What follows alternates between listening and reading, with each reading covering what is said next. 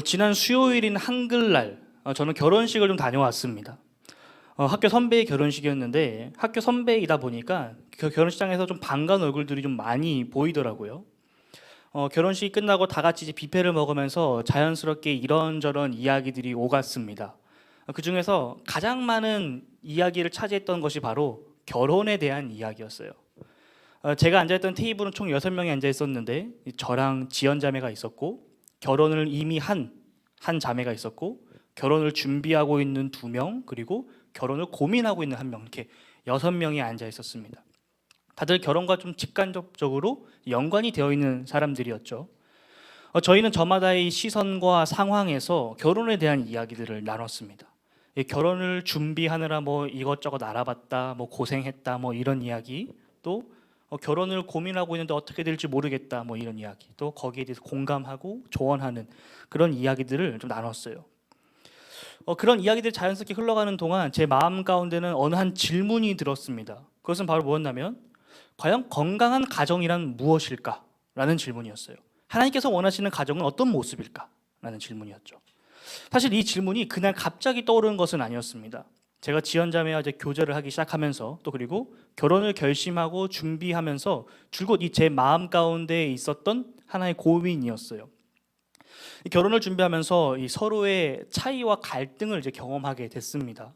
그 과정에서 저희는 이 결혼이라는 하나님께서 주신 이 축복을 제대로 준비하고 있는 건지, 아니면 단순히 그 결혼식이라는 하나의 이벤트를 준비하고 있는 건지 좀 혼란스러워질 때가 종종 있었어요.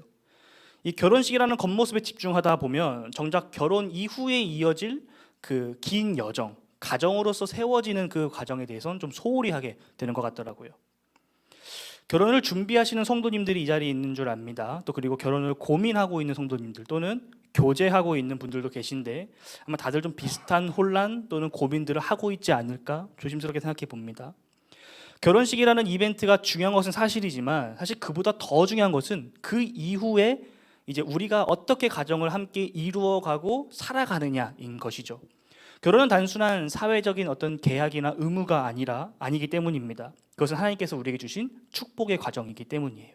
그리고 이 과정에서 가장 중요한 것은 우리의 마음과 관계를 건강하게 세워나가는 것입니다. 오늘 본문 말씀은 우리가 꿈꿔야 될 이상적인 가정의 모습이 무엇인지에 대해서 우리에게 청사진을 제공하고 있습니다. 특히 베드로는 가정 안에서 남자와 여자, 남편과 아내가 취해야 될 태도가 무엇인지에 대해서 오늘 말해주고 있어요.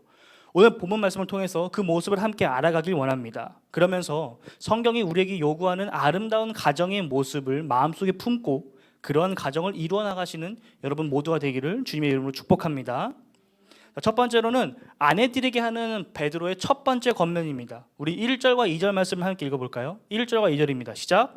아내들아, 이와 같이 자기 남편에게 순종하라. 이는 혹 말씀을 순종하지 않는 자라도 말로 말미암지 않고 그 아내의 행실로 말미암아 구원을 받게 하려 함이니 너희의 두려워하며 정결한 행실을 봄이라. 아멘. 베드로가 아름다운 가정을 위해 아내들에게 요구하는 것은 남편에게 순종하라라는 것입니다. 순종하라. 세상이 요즘에 어느 시대인데 이 남편에게 순종하라라는 이 반시대적인 이야기입니까? 이 베드로의 말을 이해하기 위해서는 이 베드로전서가 쓰였던 당시의 이 시대에 대해서 좀 우리가 살펴볼 필요가 있어요. 당시 그리스 로마 사회에서 여성의 지위는 오늘날과 많이 달랐습니다. 당시 로마 사회와 헬라 철학에서는 이 여성을 보호하는 이 법이나 제도가 거의 없었어요. 여성들은 법적으로나 사회적으로나 이 남성들에게 종속된 어떤 그런 존재로 여겨졌었습니다. 이 당시 기록물들을 보면 당대 사람들이 여성을 어떻게 생각하고 대했는지에 대해서 알 수 있어요. 우리가 잘 알고 있는 위대한 철학자이자 수학자, 과학자인 아리스토텔레스는 이런 글을 남겼습니다. 남성과 여성의 관계에 있어서 남성이 본성적으로 우월하고 여성이 열등하다. 그래서 남성이 지배하는 자이고 여성은 지배받는 자가 된다라는 이야기를 했어요. 아리스토텔레스의 이러한 주장은 그리스 로마 세계 안에서 집안 규율, 그러니까 집안의 공동체가 함께 지켜야 될 규칙으로서 아주 중요한 정설로 여겨졌습니다. 유대 전통에서도 여성을 부차적이고 종속적인 지위로 봤었어요. 아담과 하와가 선악과를 따먹은 사건이 여자 때문에 발생된 사건이라고 해석했기 때문입니다. 그리고 더 나아가 로마의 역사가였던 플루타르코스의 기록을 보면 여성은 그저 남성의 소유물 정도로 여겨졌다는 것 사실을 우리가 발견할 수 있어요. 아내는 자기만의 친구들을 만들어서는 안 된다. 남편의 친구들이 곧 자신의 친구들이다. 그리고 그 친구들 중 최우선은 남편이 모시는 신들이어야 한다. 이런 이유에서 아내는 남편이 모시는 신들만을 섬겨야 하며 다른 미신적인 종교들이나 이상한 신앙들에 대해서는 단절해야 된다. 여자가 비밀리에 다른 종교 의식들을 행하면 그것은 그 어떤 신도 기쁘게 할 수 없다. 바로 이러한 사고들이 당시 그리스 로마 시대 안에 있었던 여성에 대한 사고였다는 것입니다. 마치 조선시대 삼강오륜의 부부 유별처럼 난존여비 사상이 굉장히 짙었다는 것이 큰 특징이에요. 사회, 경제, 교육, 종교 등 이 삶의 전방위에서 이 남편 없이 여성이 홀로 할 수 있는 것은 그리 많지 않았습니다. 거의 할 수 없었어요. 가정 내에서 남편의 명령에 거부할 경우 아내는 남편으로부터 또는 사회로부터 조롱, 멸시, 강요, 압박, 폭력과 같은 문제들에 처할 가능성이 매우 높았던 사회였습니다. 자, 그렇다면 아내에게 남편에게 순종하라고 말하는 이 베드로의 의도는 과연 무엇일까요? 시대가 그러하니까, 사회가 그러한 흐름과 문화를 가지고 있으니까 그냥 가정에서 조용히 입 다물고 남편이 시키는 대로 따라가라 라고 말하는 걸까요? 그렇지 않습니다. 성경은 당대 여성들이 하등하고 열등하게 생각했던 문화들을 수용하지 않아요. 순종을 강요하는 가부장적인 제도를 지지하지 않습니다. 창세기를 보게 되면 하나님께서 사람을 창조하실 때 남자와 여자를 하나님의 형상대로 창조했다고 창세기 1장은 말하고 있습니다. 하나님께서 누구를 더 우등하고 누구를 더 열등하게 창조하지 않았다라고 말하는 거예요. 하나님께서는 남자와 여자를 동일하게 똑같은 모습으로 평등하게 창조하셨습니다. 가록 몇몇 사람들이 이 창세기 2장에 있는 돕는 배필, 하나님께서 아담에게 돕는 배필로 하와를 만들어 주셨다라는 이 이야기를 갖고 와서 여성이 부수적이고 부차원적인 존재라고 말을 하는데, 이것은 성경을 굉장히 모르는 이야기입니다. 이 돕는 배필이라는 성경의 표현은 무엇에 마주하고 있는 상태에서의 상대방과 짝을 의미해요. 그러니까 뭔 소리냐면 이 둘이 서로 동일한 데칼코마니라는 거죠. 어느 하나가 종속된 관계가 아니라 평등하고 동일한, 완전히 똑같은 상태를 의미하는 단어입니다. 이러한 개념은 신약에서도 등장해요. 사도 바울은 갈라디아서 3장 28절에서 유대인이나 헬라인이나 종이나 자유인이나 남자나 여자나 다 그리스도 예수 안에서 하나다라고 이야기했습니다. 매우 강력하게 이야기합니다. 성경은 여성을 존재론적으로 또는 영적이나 도덕적으로 하등한 존재라고 말하고 있지 않아요. 동등하고 평등한 존재라고 말하고 있습니다. 그렇다면 어째서 베드로는 이 남녀가 서로 동등한 관계임에도 불구하고 여성이 남성에게, 아내가 남편에게 순종해야 된다고 말하는 걸까요? 그것은 바로 그 남편을 위해서 그렇게 하라라고 말합니다. 보다 정확히는 그 남편의 구원을 위해서, 그 남편이 구원받게끔 하기 위해서 그렇게 신앙으로 순종하라는 거예요. 오늘 본문 1절은 남편에서 이렇게 말합니다. 1절, 말씀을 순종하지 않는 자라고 말하고 있어요. 이것은 크게 두 가지 의미가 있습니다. 첫 번째로는 복음을 받아들이지 않고 거부하는 불신자라고 볼 수 있어요. 예를 들어 이런 거죠. 나 예수 안 믿어. 나 전도하지 마. 나한테 교회 나오라고 하지 마. 라는 어떤 강력한 반감을 갖고 있는 남편을 의미하는 말입니다.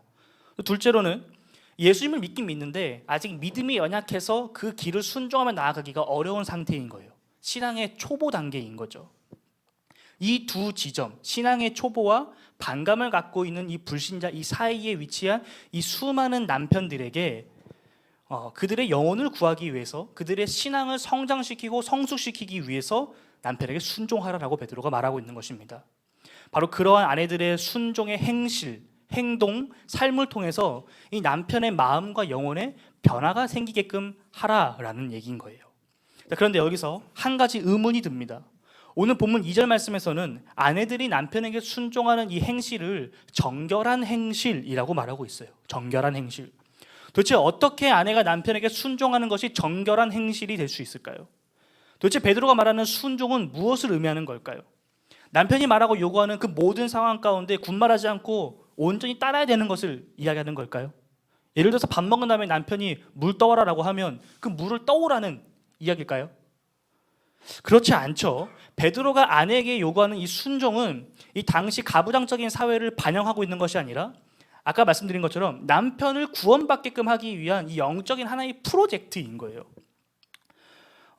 아내에게 남편의 영혼 구원이라는 목적을 달성하기 위해서 순종하라고 말하는 것입니다. 이 금쪽이들을 위한 오은영 박사님의 이 프로젝트가 있는 것처럼 남편의 영혼을 구원하기 위한 영적 프로젝트인 거죠.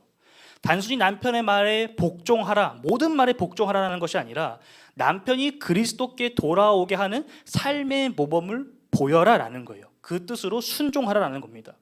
그리스도인으로서 본이 되는 삶을 살라라는 거예요. 그것이 어떤 삶입니까? 남편이 하나님께 돌아오는데 기여하는 일종의 헌신적인 사랑을 의미하는 거예요. 영혼을 위한 사랑에서 나오는 섬김인 거죠. 그러한 삶이 바로 정결한 삶이다라는 겁니다. 저의 이야기를 잠깐 하겠습니다. 제가 약 2달 전쯤에 동생이랑 좀 크게 싸웠습니다. 아마 제가 중학생 때 이후로 가장 크게 싸웠던 것 같아요.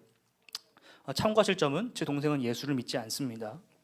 어떤 한 이슈로 동생과 제 싸움이 시작됐고 서로 정말 치열하게 다투고 또 치열하게 또 화해를 했습니다. 그 과정 가운데서 동생이 제게 한 말이 저에게 엄청난 큰 충격으로 다가왔었어요.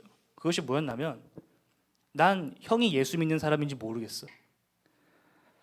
예수 믿는다는 사람이 이래? 이러면서 저한테 그렇다면 나는 하나님이 있는지 모르겠어 라고 저한테 이야기를 했습니다.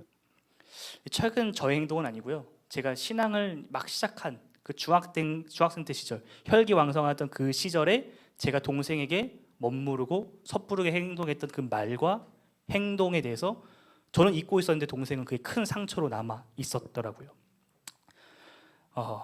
당시 저는 예수 믿는 내가 더 우월하고 예수 믿지 않는 제 동생이 더 열등하다라고 생각을 했었습니다. 그래서 동생에게 함부로 했었어요. 동생을 무시했고 폭력을 사용했었습니다. 저는 그동안 제 동생이 예수님을 믿지 않는 이유가 엄마에 의한 강압적인 교회 참석과 또 나이 또래가 없는 그 교회 환경, 이 상황 때문에 그 영향이 컸을 거다라고 생각을 했었는데 아니었습니다. 제 동생의 신앙과 이 믿음의 걸림돌은 환경이 아니라 그리스도인으로서 본을 보이지 못한, 사랑으로 섬기지 못한 저의 그릇된 행실 때문이었습니다. 예수님을 닮은 희생적이고 헌신적인 삶 없이 그저 말로만 떠들고 다니던 저의 행동 때문이었던 거죠. 우리가 기도 제목을 내놓을 때, 중보 기도 제목을 내놓을 때 자주 등장하는 기도 제목이 있어요. 그것이 바로 가족의 구원에 대한 겁니다. 아직 예수를 알지 못하는, 예수를 믿지 않는, 때로는 예수를 믿는다고 조롱하고 가정 안에서 핍박을 하시는 그 가족 구성원들을 놓고 기도를 요청합니다. 우리 교회도 가족의 구원을 놓고 기도하시는 분들이 몇 분 계시죠. 그렇다면 제가 그분들께 한번 여쭙겠습니다. 여러분들은 가족의 구원을 위해서 어떠한 노력을 하고 계신가요? 혹시 말로만 가족의 구원을 말하고 있지는 않습니까? 베드로가 오늘 본문에서 아내들에게 요청하는 바가 바로 이거인 거예요. 너희의 행실을 통해서, 너희의 삶을 통해서 복음이 무엇인지를 드러내라. 그저 말로만 떠드는 것이 아니라 너네가 그토록 전하고 싶어하는 바, 바로 하나님 나라의 가치와 구원받은 백성으로서의 삶의 모습이 무엇인지를 드러내라라는 거예요. 그들이 직접 보고 깨달을 수 있도록 해라라는 거죠. 두려워하며 정결한 행실을 갖춰라. 하나님 앞에서 경건하고 순결한 행실을 보여라라고 말을 하는 겁니다. 성도 여러분, 복음에는 우리를 변화시킬 수 있는 능력이 있습니다. 우리를 죄악의 길에서 의로움의 길로, 사망과 죽음의 길에서 생명의 길로 옮길 수 있는 능력이 있어요. 그러나 그 복음을 전하는 통로이자 도구인 우리의 삶이 정작 정결하지 않다면 복음을 제대로 전할 수가 없습니다. 복음을 증거하는 우리의 삶이 이 복음의 주체이신 예수님의 사랑과 헌신과 섬김을 담지 않는다면 우리의 삶은 복음을 제대로 증거할 수가 없어요. 우리의 삶이 복음의 아름다운 가치를 온전히 담아내기 위해서는 여러분의 행실을 정결하게 해야 됩니다. 여러분의 삶을 거룩하게 만드시기 바랍니다. 우리의 삶의 모습을 보고 하나님께로 돌아올 영혼들을 생각하며 생각 하나하나, 행동 하나하나, 말 하나하나를 조심하시고 예수님을 따라 닮아가는 우리 모두가 되기를 주님의 이름으로 축복합니다. 베드로가 예수님을 따라가는 삶, 그분께서 우리를 사랑하사 부당하게 십자가를 짊어지시 살아가듯이 우리도 가족 구성원들을 사랑함으로 부당함과 고난을 기꺼이 짊어지는 삶을 살아가는 것이 우리의 정결한 행실이며 하나님을 두려워하고 경외하는 삶의 모습이고, 그리고 그러한 삶이 가족들의 닫힌 마음의 문을 열고 복음을 받아들일 수 있도록 하는 통로가 된다는 점을 우리가 지금 살펴봤습니다. 자, 그렇다면 우리가 좋은 행실을 갖추기 위해서는 어떠한 노력을 해야 될까요? 우리가 노력해야 될, 우리가 집중해야 될 지점은 어디일까요? 아내들을 향한 베드로의 두 번째 권면입니다. 우리 3절부터 6절 말씀 읽겠습니다. 3절부터 6절입니다. 너희의 단장은 머리를 꾸미고 금을 차고 아름다운 옷을 입는 외모로 하지 말고 오직 마음에 숨은 사람을 온유하고 안정한 심령이 썩지 아니할 것으로 하라. 이는 하나님 앞에 값진 것이니라. 전에 하나님께 소망을 두었던 거룩한 부녀들도 이와 같이 자기 남편에게 순종함으로 자기를 단장하였나니 사라가 아브라함을 주라 칭하여 순종한 것 같이 너희는 선을 행하고 아무 두려운 일에도 놀라지 아니하면 그의 딸이 된 것이니라. 아멘. 요즘 TV를 보면 이 가정을 주제로 하고 있는 여러 프로그램들이 눈에 뜹니다. 대표적인 것이 고딩 엄빠, 그리고 금쪽 같은 내 새끼, 이혼 숙녀 캠프, 이런 프로그램들이죠. 그 프로그램들을 유심히 살펴보다 보면 대개 부모가 빌런인 경우들이 많습니다. 남녀 가릴 것 없이 이 비정상적인 모습들을 보이는 경우가 많아요. 게으르고 일도 안 하고 자기 삶의 목적이나 의지도 없으면서 그저 힘들다는 말만 되풀이하면서 허송세월을 보내는 사람들이 많습니다. 늘 불만과 불평이 가득하며 타인에게 책임을 전가하는 이 무책임한 모습들이나 남의 시선을 의식하며 사치를 일삼는 그런 잘못된 모습들이 비춰져요. 건강해 보이지 않고 문제투성이인 이 가정관, 지혜롭지 못한 여성상과 남성상이 자주 등장합니다. 그래서 우리의 눈살을 찌푸리게 만들죠. 자, 그렇다면 성경에서 말하고 있는 여성상은 무엇일까요? 구약 성경이 말하는 이상적인 여성상의 아이콘은 현숙한 여인입니다. 이 잠언의 마지막 결론이 31장에서 현숙한 여인, 곧 유능한 여인을 이렇게 정의합니다. 생활력이 강한 사람, 지혜를 사모하며 여호와를 경외하는 사람, 주어진 삶에 최선을 다하며 사람들과 하나님께 인정받고 칭찬받는 사람이라고 정의합니다. 오늘날 세상이 지향하는 여성상과는 다소 좀 결이 다르죠. SNS나 인터넷에 올라오는 수많은 사진들과 이 사람들의 목소리들은 그 사람이 얼마나 아름다운가, 그 사람이 얼마나 비싸고 힙한 것들로 자기 자신을 치장했는가에 집중합니다. 하지만 성경은 겉으로 드러나는 것이 아니라 속, 우리의 내면에 집중을 해요. 그 사람의 생활력이 얼마나 강한가, 주어진 삶에 얼마나 최선을 다하고 있는가, 마음의 중심이 하나님께로 맞춰져 있는가, 하나님을 경외하는 사람인가, 여기에 집중을 하고 있다는 것입니다. 신약 성경도 이 구약 성경과 같은 같은 맥을 갖고 있습니다. 오늘 본문이 말하고 있죠. 겉모습을 단장하는 것에 치중하는 것이 아니라 온유와 안정으로 너의 내면을 다스리고 성장시켜라, 개발해라 라고 말하고 있습니다. 그리고 하나님께 소망을 두어라 라고 말하고 있죠. 청파교회 담임이었던 김기석 목사님이란 분이 계십니다. 이 한국 기독교의 정말 큰 어른이에요. 엄청 선한 영향력을 많이 미쳤던, 본받을 만한 큰 어른이십니다. 제가 얼마 전에 유튜브 잘잘법에서 이분의 짧은 간증 영상을 하나 봤었어요. 그분의 이야기입니다. 그분이 고등학교를 졸업하고 나서 한참 시간이 지난 다음에 이제 교회를 다니기 시작하셨대요. 생전 처음으로. 그리고 나서 신학대학에 가겠다고 작정을 하시고 입학식을 하고 집에 돌아온 날, 그날 어머님께서 이렇게 말씀하셨답니다. 난 참 기쁘다. 그래서 반문을 했대요. 왜요, 어머니?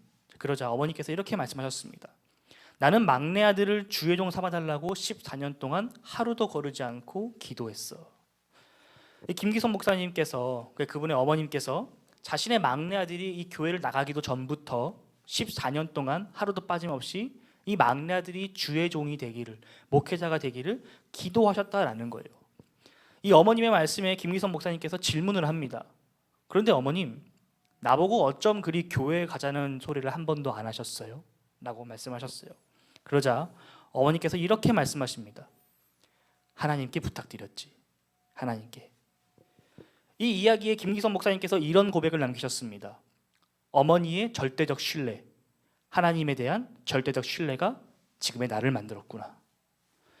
베드로가 아내들에게 내면을 다스리고 하나님께 소망을 두라고 권면하는 것은 아무것도 하지 않으면서 마치 하나님께 무언가를 맡겨놓은 것처럼 손 놓고 있으라는 이야기가 아닙니다.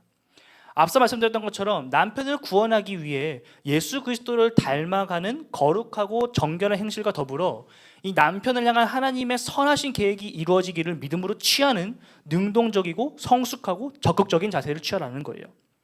남편의 구원을 위해 최선을 다하되 그 결과와 때는 하나님께 맡기는 겸손하고 아름다운 신앙의 표현이자 고백인 것입니다. 건강한 육체에 건강한 정신이 깃드는 것처럼 온유하고 안정적인 내면으로부터 정결한 행실이 나오게 되는 겁니다. 온유라는 말은 마음이 부드럽고 행동이 친절하다는 뜻으로 마음이 가난하고 애통해하는 자세, 곧 자신을 하나님의 종으로 여기며 주님께 순종하는 고상한 인격을 의미합니다. 우리 안에 애통한 마음이나 주님께 순종하는 마음이 아닌 현실에 대한 불만과 영혼을 사랑하지 못하는 마음이 있다면 어떻게 우리가 말과 행동이 정결할 수 있겠습니까? 그 아름다운 복음을 어떻게 우리가 온전히 담아낼 수 있겠습니까? 온유하다라는 것은 예수님의 성품을 닮아가는 것입니다. 예수님의 거룩하고 아름다운 모습을 배워가는 거예요. 예수님께서는 말씀하셨습니다. 마태복음 11장 29절에서 나는 온유하고 겸손하니 나의 멍에를 베고 내게 배우라. 그리하면 너희 마음이 쉼을 얻으리니. 그리스도인은 수동적으로 억압받는 것이 아니라 하나님의 뜻에 따라 자발적으로 선택하여 소망을 품는 자들입니다. 베드로가 어부로서 자신의 삶을 포기하고 예수님을 따르며 이 깊어져가는 삶을 주님께 온전히 드렸던 것처럼 사도 바울이 자신이 당연하게 누릴 수 있는 권리를 스스로 포기하고 하나님의 영광을 위해 내려놓았던 것처럼 성경은 오늘 우리에게 성령께서 부어주시는 은혜와 인도하심에 순종하여 내 삶의 운전대를 주님께 내어드리고 그분께서 행하실 일을 믿음으로 바라보라라고 요청하고 있는 거예요. 세상은 이러한 우리의 모습을 보고 답답하다, 비효율적이다, 멍청하다라고 말할지 몰라도 우리의 행동의 기준은 세상이 아닌 하나님입니다. 코람데오, 하나님 앞에서 그분의 말씀이 우리의 기준이 되는 거예요. 하나님 앞에서 얼마나 신실할 것인가, 이게 중요한 포인트인 거죠. 성도 여러분, 주어진 삶에 최선을 다하시기 바랍니다. 하나님께서 우리에게 허락하신 영혼들, 가족, 친구, 지인들에게 여러분이 살아있는 복음이 되어서 그들에게 하나님의 사랑이 무엇인지, 예수님의 은혜가 무엇인지를 보여주세요. 그리고 그 일을 완성하실 하나님께 소망을 두시기 바랍니다. 하나님께서는 하나님의 때에 하나님의 방법으로 일하십니다. 하나님의 타이밍은 완벽합니다. 그 완전하신 하나님을 신뢰하며 오늘의 나의 자리에서 사랑으로 섬기고 베푸는 여러분 되기를 축복합니다. 우리 마지막으로 남편들을 향한 권면을 살펴보겠습니다. 우리 7절 말씀 함께 읽겠습니다. 시작. 남편들아 이와 같이 지식을 따라 너희 아내와 동거하고 그를 연약한 그릇이요 또 생명의 은혜를 함께 이어받을 자로 알아 귀히 여기라. 이는 너희 기도가 막히지 아니하게 함이라. 아멘. 베드로는 남편들에게 가장 먼저 아내들이 보여주었던 그 신앙의 모범을 따르라라고 이야기해요. 이어서 아내들의 연약함과 생명의 은혜를 함께 이어받았음을 인지하고 그들을 귀하게 여기라고 권면합니다. 달리 말해 아내를 배려하고 존중하라라는 거예요. 남성과 여성을 비교해 보면 여성이 남성에 비해 여러 연약한 점들을 가지고 있습니다. 거듭 말씀드리지만 이것은 여성이 본질적으로 연약하다라는 것이 아닙니다.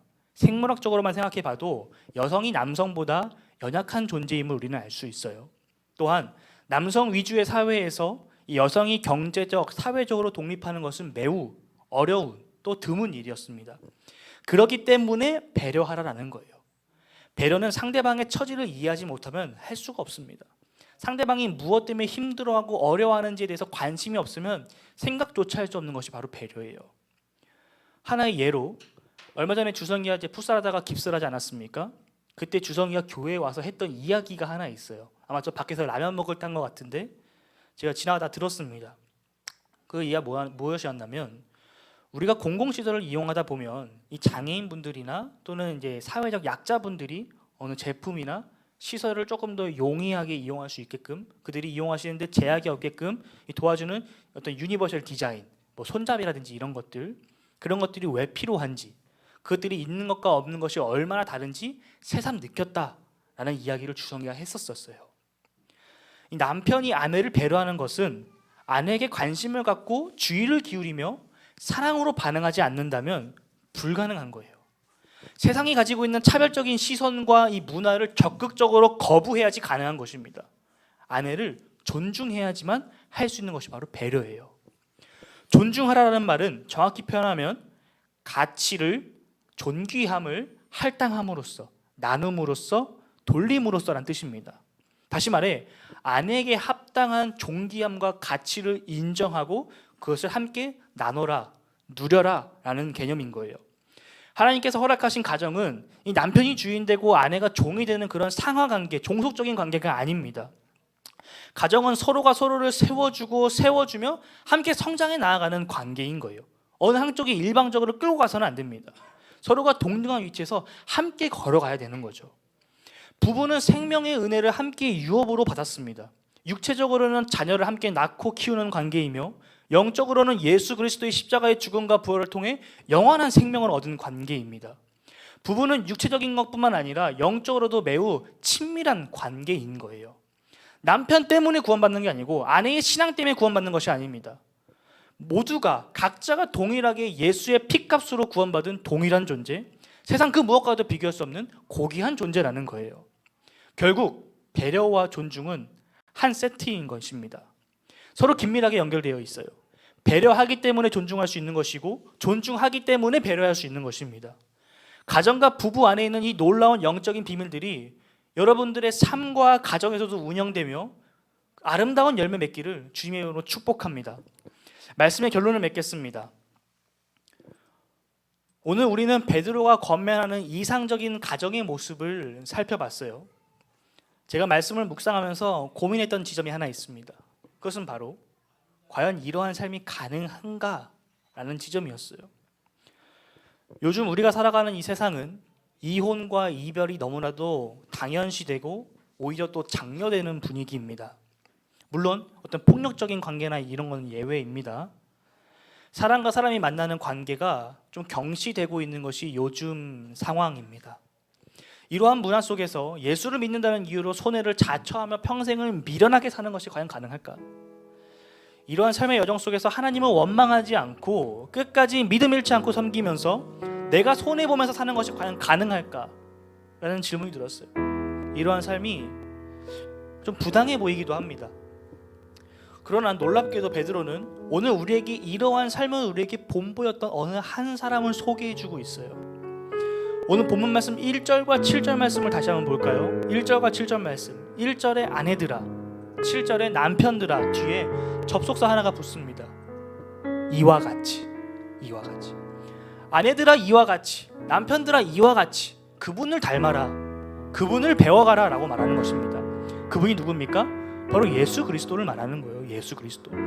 아내들아 예수님같이, 남편들아 예수님같이 서로 사랑하고 섬겨라. 베드로가 아내와 남편들에게 했던 권면은 사실상 모든 그리스도인들을 향해서 하는 권면이었어요. 남자 여자를 구분짓는 것이 아닙니다. 베드로전서 2장 21절 우리 앞에 있는 말씀을 함께 읽어보길 소망합니다. 함께 읽어볼까요? 시작. 이를 위하여 너희가 부르심을 받았으니 그리스도도 너희를 위하여 고난을 받으사 너희에게 본을 끼쳐 그 자취를 따라오게 하려 하셨느니라. 예수님께서 당하셨던 고난은 아무 의미 없는 무가치한 고난이 아니었습니다. 예수님께서 굳이 고난을 받으신 이유는 우리로 하여금 예수님께서 걸어가셨던 그 고난의 길을 따라 걷게 하기 위함이었던 거예요. 그리스도의 길, 그 십자가의 길을 따라오라고 말이죠. 그리스도께서 걸으셨던 길, 그 십자가를 짊어지는 삶은 어떤 삶입니까? 강함이 아니라 약함으로 불의한 고난을 참고 견디는 억울한 길 아닙니까? 악을 악으로 갚지 않고 선으로 갚는 길 아닌가요? 악의 횡포 앞에서 오히려 우리의 약함으로써 그 악의 추악함을 그대로 드러내는 것이 십자가의 방식, 십자가를 짊어지는 삶, 그리스도를 따르는 삶입니다. 바로 역정과 역설의 삶인 거죠. 예수님께서 불의하고 억울한 고난과 희생을 통해 낳은 결과가 바로 나예요. 우리 자신입니다. 예수님께서 당하신 불의와 그 부당한 십자가는 우리의 화평을 이루었어요. 예수님께서 하나님과 우리 사이에 있는 그 막힌 담을 허무셨습니다. 죄로 인해 하나님께로 나아갈 수 없는 우리에게 예수님께서 십자가에서 피 흘리심을 통해 다리를 놔주신 거예요. 그렇게 우리가 하나님을 알 수 있도록, 하나님의 은혜를 깨달을 수 있도록 성령을 허락하셨죠. 가정도 마찬가지입니다. 여러분의 삶도 마찬가지입니다. 예수 그리스도의 십자가 은혜와 사랑을 먼저 깨달은 자가 아직 그것을 깨닫지 못한 자에게, 아직 그것을 알지 못하는 자에게 나눠줘야 되는 거예요. 알려줘야 되는 것입니다. 마치 예수님께서 하나님과 우리 사이에 막힌 담을 허무셨던 것처럼 우리도 나와 배우자 간에, 나와 가족 구성원 간에 막힌 담을 허물어야 되는 거예요. 담을 허무는 과정에서 고난과 고통이 따를지라도 그 고귀한 사역을 위해 하나님으로부터 여러분들은 부르심을 받은 것입니다.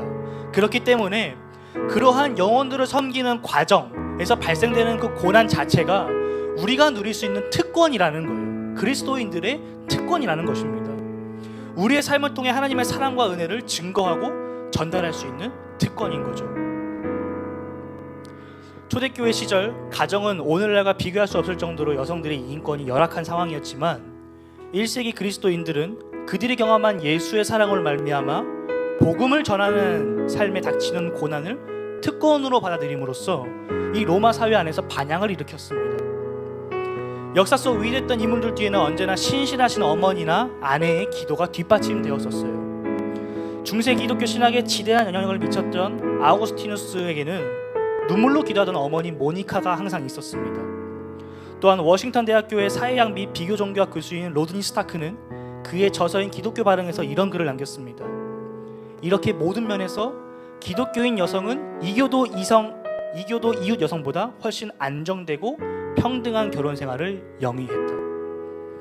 가족의 구원을 위해, 가족의 건강한 신앙을 위해 사랑으로 섬기고 배려하고 존중하는 것은 우리의 힘만으로는 할 수가 없습니다. 서로 함께 세워지는 가정이라는 것은 그저 단순히 성격을 맞추는 것에 그치는 것이 아니에요. 우리의 성격을 뛰어넘을 수 있는 초월적인 예수의 은혜로 하나가 되는 것이기 때문입니다. 요한일서 4장 19절은 우리에게 이렇게 말합니다. 우리가 사랑함은 그가 먼저, 하나님께서, 예수님께서 먼저 우리를 사랑하셨기 때문이라고 말이죠. 예수님의 사랑을 받았기 때문에 내 옆에 있는 가족 공동체를 사랑할 수 있는 것이고, 그렇기 때문에 고난도 이겨낼 수 있는 것입니다. 내가 불의하고 억울하게 생각되는 상황 속에서도 순종할 수 있는 것이고, 내 옆에 있는 지체의 연약한 모습을 품어주며 배려하고 존중할 수 있는 거예요. 결혼을 준비하고 있는 성도 여러분, 또는 교제하고 있는 성도 여러분, 또는 그것을 준비하고 있는 성도 여러분, 여러분의 영혼에 예수 그리스도의 사랑이 충만하게 채워주시기를 소망합니다. 다른 무엇이 아닌 예수의 사랑으로 서로 사랑하고 예수의 사랑으로 서로 세워져가는 가정과 커플과 여러분들의 인생이 되기를 원합니다. 솔로여도 괜찮습니다. 한 사람의 신앙인으로서 제대로 서야 건강한 만남이 가능하니까요. 비단 결혼이나 교제 외에도 부모님과의 관계에서, 형제자매와의 관계에서도 마찬가지입니다. 예수님의 사랑으로 함께 세워져가는 가정이 되시기를, 예수님께서 보시기에 정결한 관계가 되시기를 우리 주님의 이름으로 축복합니다. 아멘. 우리 함께 기도합시다.